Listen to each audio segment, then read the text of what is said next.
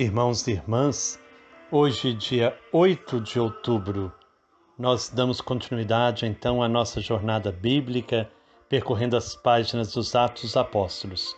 Hoje vamos meditar então o capítulo 2, dos versículos 1 a 13.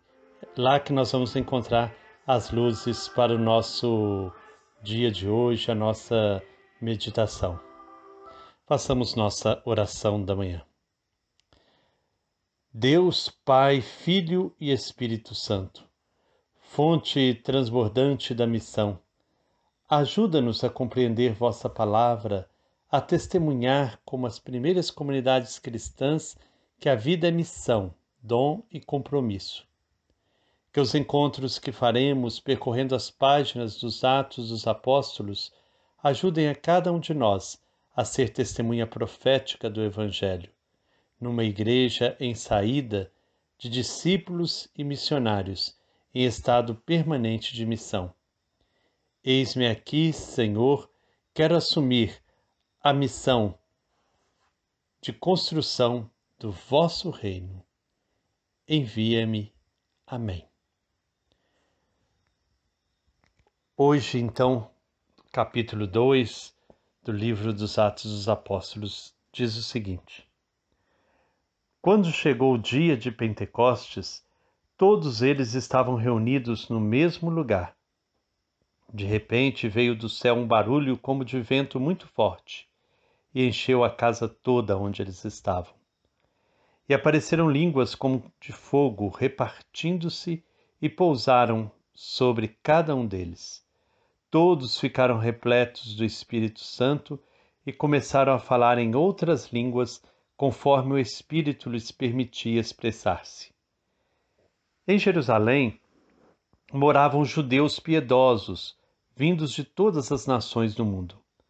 Quando se fez aquele barulho, reuniu-se uma multidão e ficaram impressionados, pois cada um ouvia em sua própria língua os apóstolos falar.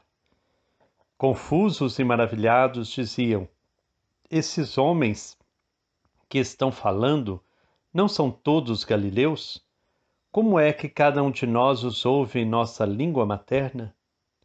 Partos, medos e elamitas, habitantes da Mesopotâmia, da Judéia e da Capadócia, do Ponto e da Ásia, da Frígia e da Panfilha, do Egito e das regiões da Líbia próximas de Cirene, romanos que aqui residem, judeus e prosélitos, cretenses e árabes, nós os ouvimos falar das maravilhas de Deus em nossas próprias línguas. Todos estavam confusos e perplexos, perguntando uns aos outros: O que significa isso? Outros diziam caçoando: Eles estão embriagados com vinho doce. Palavra do Senhor, graças a Deus. Nos Evangelhos, Jesus se prepara para a missão de testemunhar pela palavra e a ação, para testemunhar o projeto do Pai, recebendo o Espírito no batismo. Os cristãos, seus seguidores, deverão continuar o seu testemunho pela palavra e a ação, e por isso devem receber o mesmo Espírito. De que Espírito se trata? No seu Evangelho, João deixa bem claro: é o Espírito que mantém sempre viva a memória de Jesus e leva os discípulos a produzir outras palavras e atos de Jesus, conforme as circunstâncias e tempos em que estiverem vivendo. Ou seja, o Espírito que os cristãos recebem é o dinamismo vivo da missão de Jesus, que depois dele continua através de todos os que com ele se comprometeram. Pentecostes, ou Festa das Semanas, era a festa israelita celebrada 7 semanas depois da Páscoa, quando terminava a colheita. Principalmente a partir do ano 70 d.C., depois da queda de Jerusalém, os judeus tomavam essa festa como comemoração da aliança e do dom da lei, que era sua consequência prática. Colocando o dom do Espírito em Pentecostes, Lucas sugere a plenitude da aliança, não mais com o dom da lei, mas com o dom do Espírito, que faz compreender em profundidade a vontade de Deus, o seu projeto.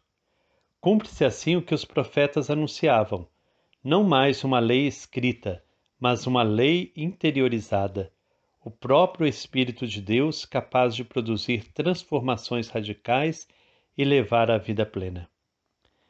A narrativa é muito simples. Os seguidores de Jesus estão reunidos na sala em que Jesus celebrara sua última Páscoa, a primeira Eucaristia.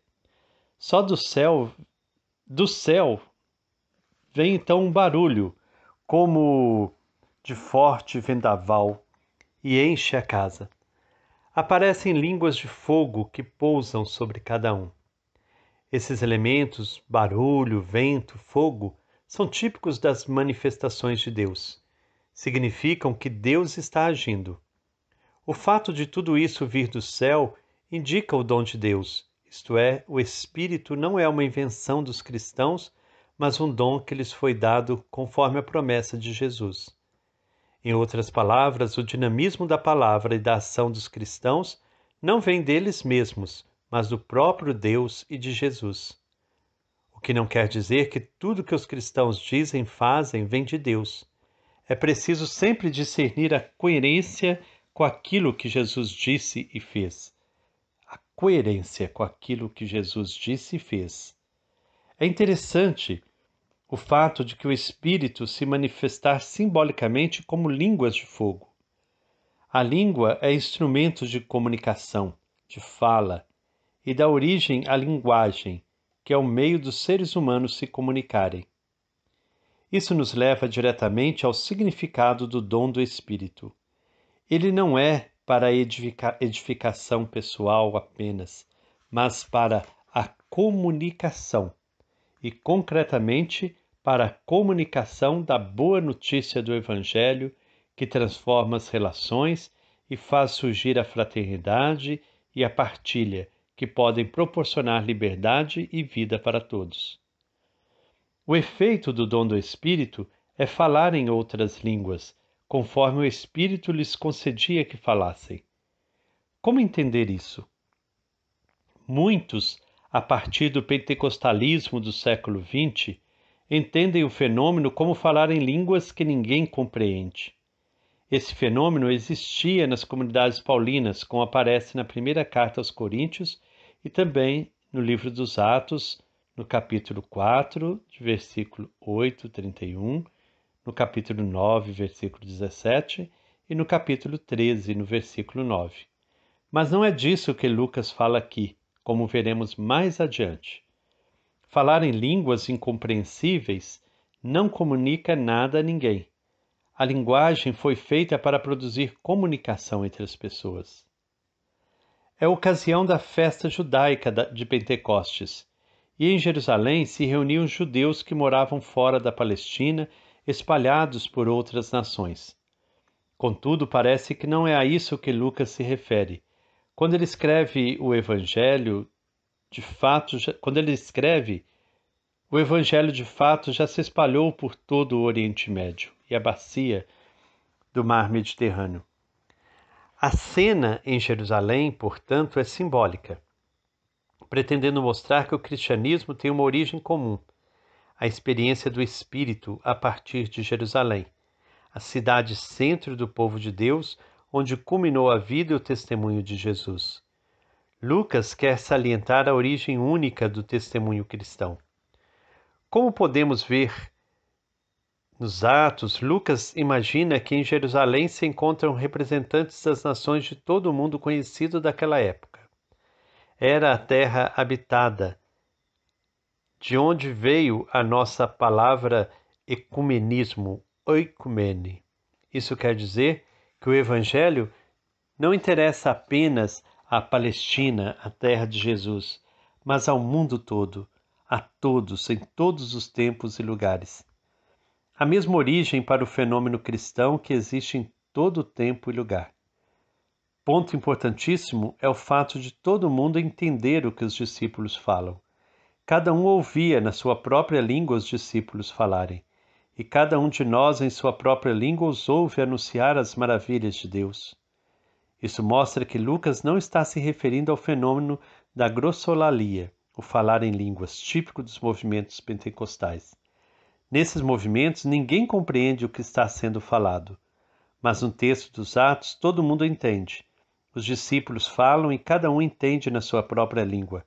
O que se quer dizer com isso? Não se trata de magia nem de tradução simultânea. A língua de um povo é o seu jeito, não só de falar, mas também de ver o mundo e de expressar a si mesmo.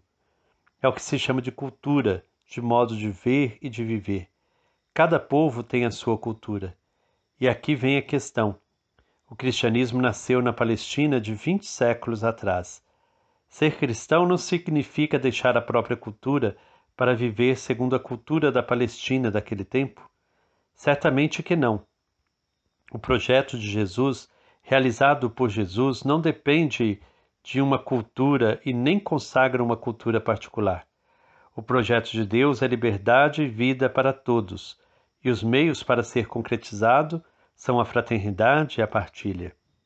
Fraternidade no que toca às decisões políticas que constroem a sociedade e dirigem o rumo da história.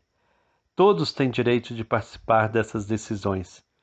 Partilha no que toca às decisões econômicas que repartem os dons de Deus que sustentam a vida. Todos têm direito de usufruir igualitariamente dos bens que Deus deu a todos.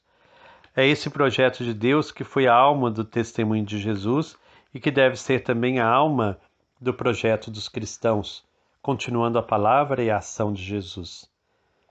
É esse projeto que deve ser levado pelo testemunho cristão a todos os povos, não massacrando as culturas deles, mas penetrando suas culturas com o fermento da verdade e da justiça, que cria relações de fraternidade e partilha, levando a todos a possibilidade de usufruir a liberdade e a vida.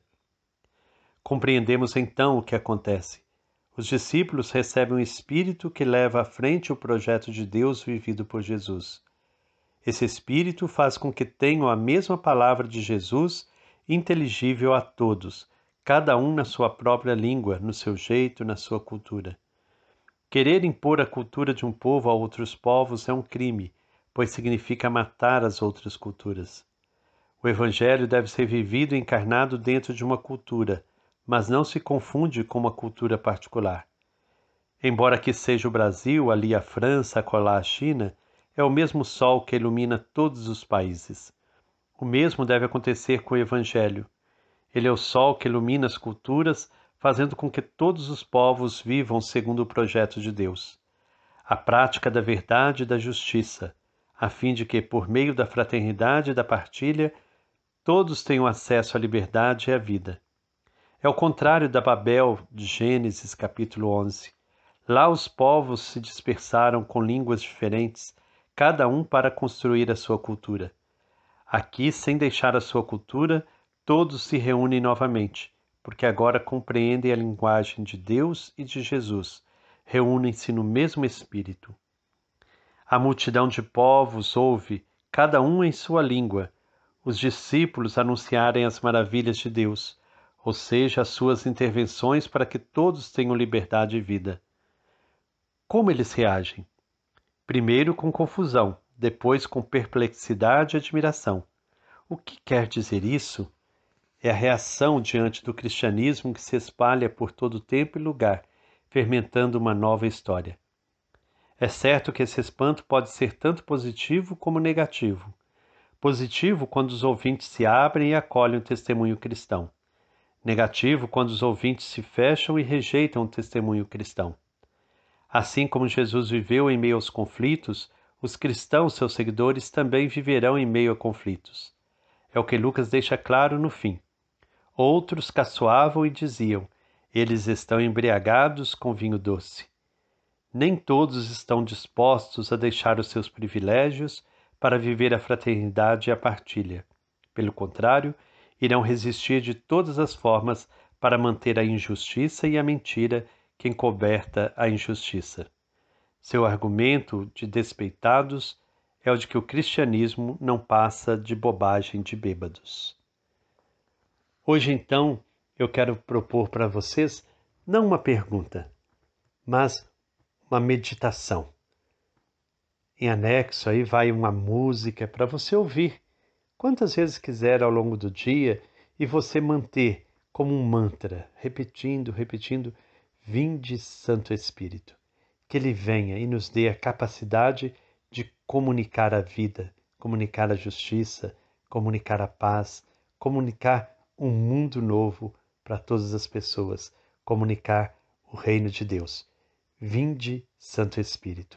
Que essa seja a nossa oração ao longo de todo este dia. Vinde, Santo Espírito.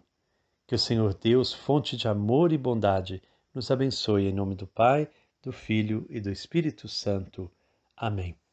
Paz e bem.